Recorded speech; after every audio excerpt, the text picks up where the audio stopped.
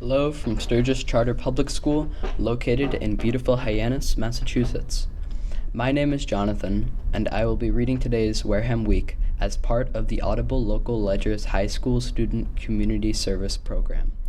The Ledger continues to deliver information and entertainment to the print-impaired who live on the Cape, the islands, and the South Coast, many confronting disabilities such as low vision, blindness, or neurological disorders, as we have for over 25 years. Sturgis Charter Public School is proud to assist in connecting these listeners with the outside world. Now on with today's reading of the Wareham Week, dated Thursday, October 30th. Our first headline today reads, Millions in Spending Approved at Town Meeting. Amendment for the MBTA Compliance Approved. Written by Bobby Grady and Brandy Moose. Voters at the Monday, October 27th town meeting held at Wareham High School approved nearly $1.3 million in community preservation spending, as well as a zoning change to make Wareham compliant with the MBTA Communities Act. The MBTA Communities Act requires towns with or near a commuter rail stop or any other MBTA line to adhere to several zoning guidelines that promote development of multifamily housing. To meet the Act's requirements, Director of Planning and Community Development Josh Faherty proposed amending the Commercial General District to allow for multifamily housing. The Commercial General District is a 306.5 acre area that Faherty said sits between 400 and 600 feet off Cranberry Highway, on either side excluding Main Street in downtown Wareham. Prior to town meeting, all multifamily housing in the district had to be built on top of a store or other retail space. On Monday, voters approved a change allowing multifamily housing to be built in the district without any connection to retail space. Faherty added many other towns face difficulties with MBTA Communities Act due to the required housing density, but the Commercial General District allows for 16.6 housing units per acre, which exceeds the 15 units per acre needed under the MBTA Communities Act. Quote, "We allow a far greater density of housing than what the MBTA law would require," end quote, Faherty said. Faherty added that there was some urgency to become compliant because the state threatened to start withholding money beginning in June 2026 if the town failed to meet the law's requirements. Voters also unanimously approved 3 communities preservation projects: putting up new light poles at Spillane Field, restoring Fearing Tavern, and restoring a building owned by the First Congregational Church. The total cost for all 3 projects is just shy of $1.3 million. The money comes from the Community Preservation Fund, money collected through a surtax on property worth over $100,000. The fund can be used for historic preservation, affordable housing, community recreation, and preservation of open space. Fearing Tavern at 11 Elm Street is an aging building with portions dating back to the 1600s. The Wareham Historical Society purchased and has maintained the building since the 1950s and asked voters to allocate $640,000 from the Community Preservation Fund to restore much of the historic building's exterior. Society Director Angela Dunham said the cedar shake siding of the building is falling apart and the windows, windowsills, and thresholds are rotting away. We need to preserve this building because it is one of the most historically important buildings in this town, Dunham said. 1 Gibbs Avenue sought $19,000 to restore the historic Grosinger Church Hall, located behind the church. The hall serves as a community event location for a variety of gatherings. Moderator of the church, Nancy McNeil, said that coastal weather has impacted the paint and wood on the building's exterior. The $19,000 would be used to hire a contractor to restore the exterior of the building using materials from the time the hall was built. The church will also be putting up funds to help in the restoration. Quote, "The proposal is about repairing historical community resources, not funding a worship service space," she said. The Wareham Gatemen and the Wareham School District sought $620,000 to replace the current lights at Clem Spillane Field, where many of the high school teams play, including football, soccer, baseball, as well as the Gatemen in the summer. The 35-year-old lights and connecting wooden poles are dangerous and expensive to maintain. According to President of the Gatemen, Matt Merrick, 8 new aluminum poles and LED lights were proposed to be erected. The to-do-nothing option here is pretty bleak, Merrick said. Those lights will need to be turned off, and the community loses out on the opportunity for nighttime activities at Spillane Field. Merrick said that the Gatemen were prepared to help fund the project with $100,000 of their own money in partnership with the Community Preservation Fund. Our next headline is Home Ignites in West Wareham. An early morning fire woke the neighborhood of North Carver Road Friday, October 24th. The Wareham Fire Department responded to a structure fire call to a West Wareham home at 2:43 a.m. Upon arrival, firefighters found a home heavily involved in fire. There were no injuries, and the house was unoccupied at the time of the fire. According to the department, the home was currently under renovation. Due to a lack of fire hydrants in the area, mutual aid from Carver was requested to supply water to help with extinguishing efforts. The Marion Fire Department also responded to the scene with ladder company. The fire was put out at around 3:20 a.m. Overhaul, or the process of ensuring all the fire is completely extinguished after the main flames are put out, took several more hours to complete. The cause of the fire is still under investigation. Our next headline is 2 candidates announce campaigns for state representative seat, written by Bobby Grady. Longtime Carver town official Sarah Hewins and current representative John Gasky both announced that they are running for the 2nd Plymouth District state representative seat in 2026, Thursday, October 23rd. The 2nd Plymouth District includes Wareham, Carver, and Middleborough, and this won't be the first time the two face off for the seat. In 2024, Hewins ran an unsuccessful write-in campaign against Representative Gasky. Representative Gasky, a Texas native, engineer, and 23-year-old veteran of the Coast Guard, moved to Carver in 2017, where he was elected to the town's planning board.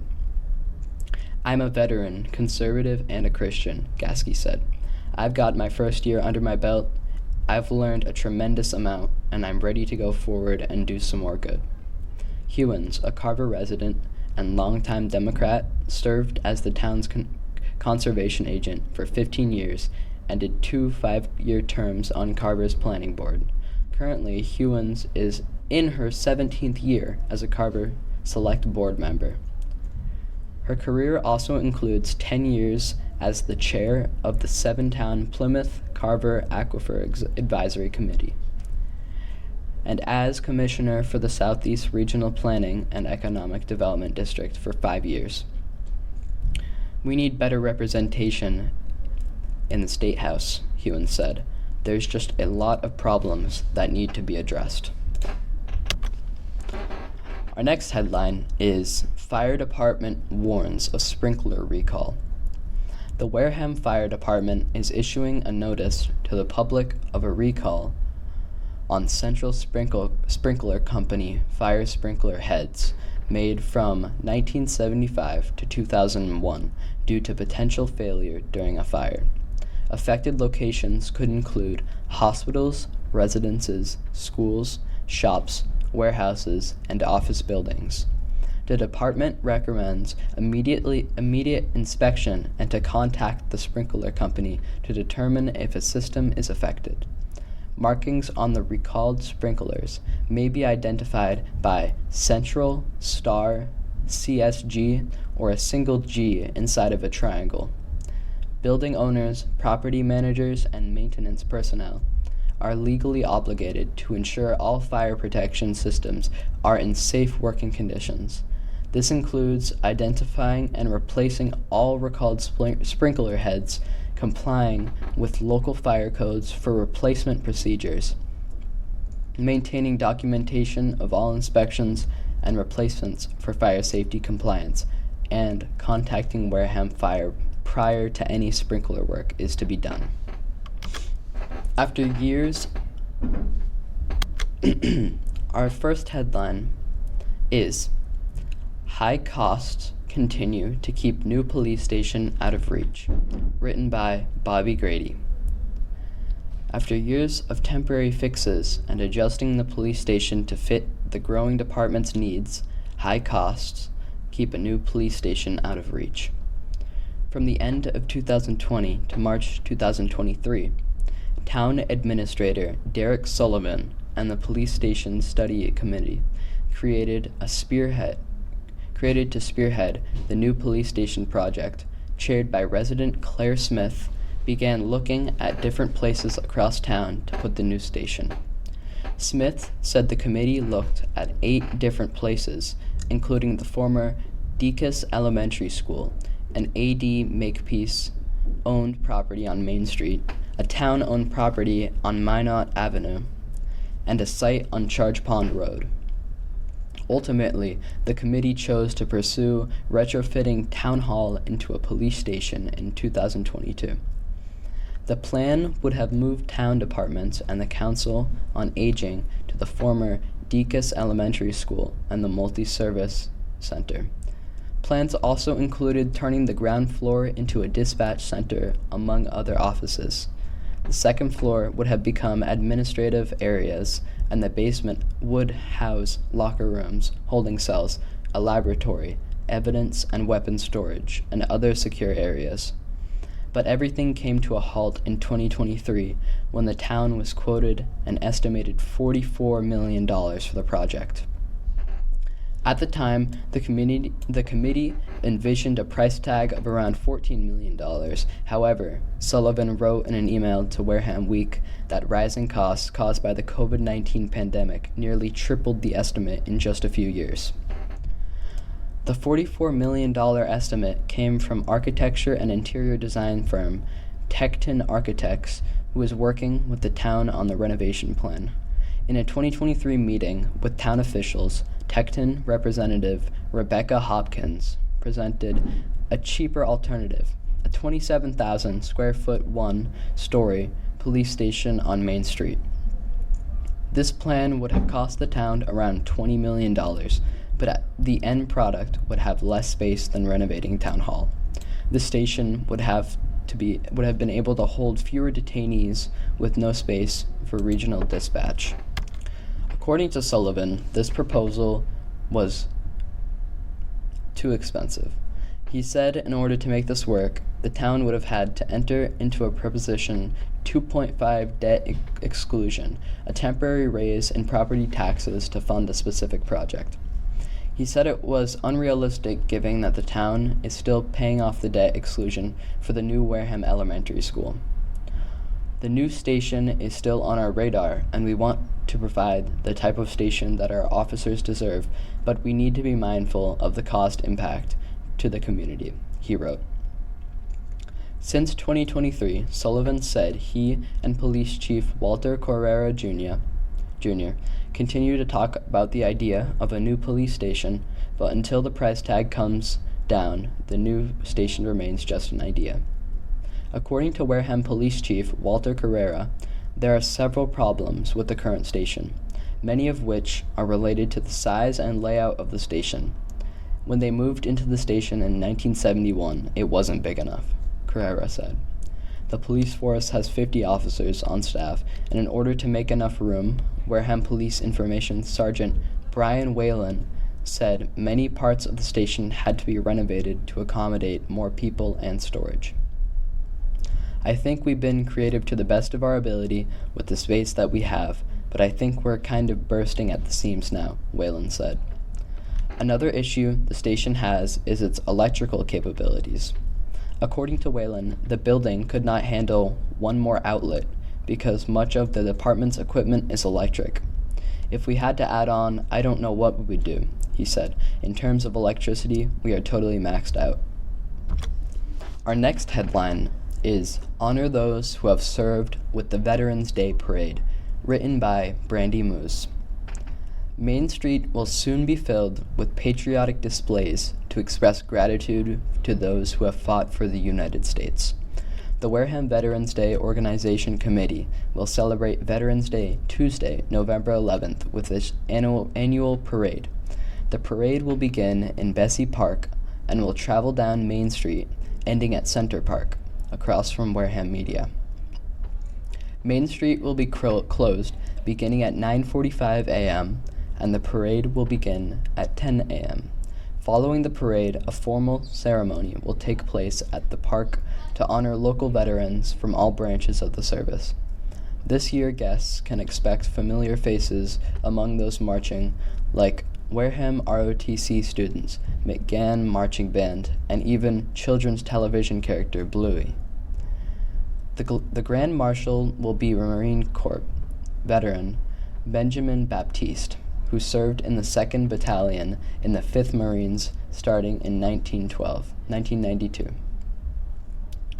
Following his military service, he built a career spanning over 25 years in the construction industry and is now the owner and operator of a general construction company. Baptiste is in his 4th year as the commander of the Dudley Brown VFW post in Onset. Following the ceremony, a free luncheon for veterans will be served at the Rowland Thatcher Hall of the Congregational Church. Free parking with shuttle service to the parade will be at Town Hall at 54 Marion Road. Nora Bickey, serving as public relations for the parade, said the most important part of the day is honoring the veterans. Anything that has to do with the military is the most important part of the day, she said. It's a family event, but we tried to make sure that children understand and respect our military and our veterans and appreciate what they did. Our next headline is Not So Ordinary Day. Paddlers Take to the Waters of Onset Bay, written by Brandy Moose. Beaches in Onset aren't packed with swimsuit-wearing patrons as fall is in full swing, yet the bay is still full of activity. The Onset Bay Center hosted its annual Halloween paddle parade Sunday, October 26th, that saw dozens of costume-clad guests cruise around Wickett's Island and back. Paddleboards, kayaks, and canoes made their way through the chilly autumn waters in what Center Director Angie Weldon said is an alternate way to celebrate Halloween. We want to do our part to offer a community event that is a little bit different, she said.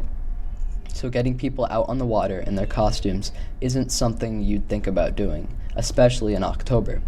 But we're excited to put this on and keep people outside, Weldon said.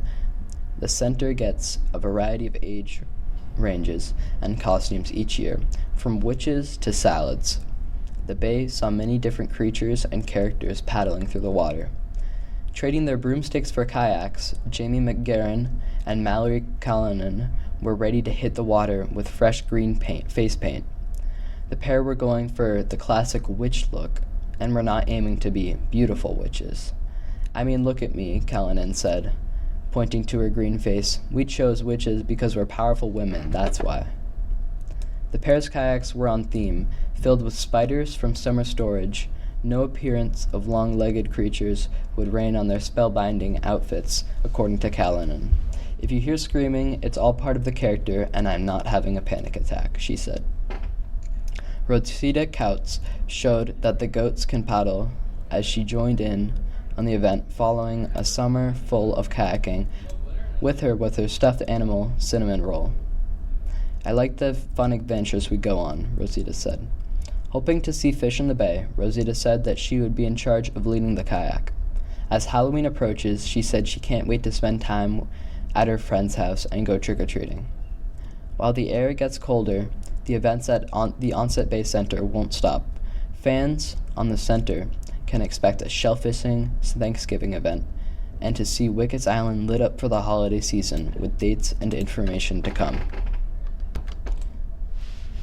Our next headline is Treats, Trunks, but No Tricks at the YMCA's annual Trunk or Treat, written by Bobby Grady. As Spider-Man dashed towards Whoville for candy and Pikachu visited the Ghostbusters, Halloween came a few days early as the Gleason Family YMCA. The Gleason Family YMCA held their annual trunk or treat for hundreds of kids and parents to get into the trick-or-treating spirit before Halloween, Saturday, October 25th. I'm seeing a lot of happy faces, and there's a lot of candy going in those bags, said organizer and YMCA Special Events Coordinator Kathy Longfield. During the event, around 20 local businesses, residents, and organizations decorated the trunks of cars in different themes, ranging from Halloween classics like Ghostbusters to Dr. Seuss's Whoville. We need this more than ever, and the kids need it more than ever, said Wareham resident Melinda Burke, who was one of the 3 who created the Whoville trunk. Burke said that this is the second year she has given out candy and thought the kids would enjoy the Dr. Seuss display. We love to decorate and dress up and have fun, she said. According to Longfield, this event was first held during the COVID-19 pandemic as a way to bring people together outside, but over time it kept growing in popularity. They come out here and we've got a wide variety of trunks, so all the kids are engaged in different things, she said. It's different than a traditional trick-or-treat because you get out of your car and just enjoy yourself. One change Longfield said she has seen in the last few years is the need for allergen-friendly options after more and more kids were telling her they couldn't have certain candies. We had a ton of YMCA members who gave us allergen-friendly things like pretzels, popcorn, Laura Dunes, and Haribo gummies, she said. We get a lot of Reese's cups, but we also get a lot of allergen-free candies, so that was really big. At the event were Wareham residents Carissa Jude and her 5-year-old son, Ronan, dressed as Ash Ketchum and Pikachu from the Pokemon series. Last year, he was Ash and I was Pikachu, and he's so obsessed with Pokemon, so we decided to reverse it this year, Carissa Jude said. And while Ronan said he was enjoying the trunk or treat, nothing beats a classic trick or treat. I like walking and ringing the doorbells, Ronan said. Carissa Jude added being able to get out with her son was her favorite part of the day. Everything with him is the best, she said. Anything that makes him happy and we get to do together is pretty cool. Our next article is Sleigh, a happy holiday fair. Holly and Harvest all in one fair. It's more likely than you'd think. The Harvest and Holly Fair will be held at 11 Gibbs Avenue in the First Congregational Church of Wareham on Saturday, November 15th from 10 a.m. to 2 p.m. Baked goods, handcrafted items, and much more will be sold by local vendors at the fair. Lobster rolls, a fair favorite, will be served and must be purchased ahead of the event. Guests wishing to place advance orders for lobster rolls may do so by Thursday, November 11th at the Next to New thrift shop during regular business hours, Thursday and Friday from 10 a.m. to 2 p.m., and Saturday from noon to 4 p.m. The thrift shop is located at the church. Our last article is Class is in session with the Land Trust. Disconnect from the internet and learn to sketch the natural world with the Wareham Land Trust. Guests can connect with nature and learn how to document it at the Wareham Land Trust Nature Journaling 101 class. Class will be held at the Wareham Free Library, 59 Marion Road, Wednesday, November 12th from 6:30 to 7:30 p.m.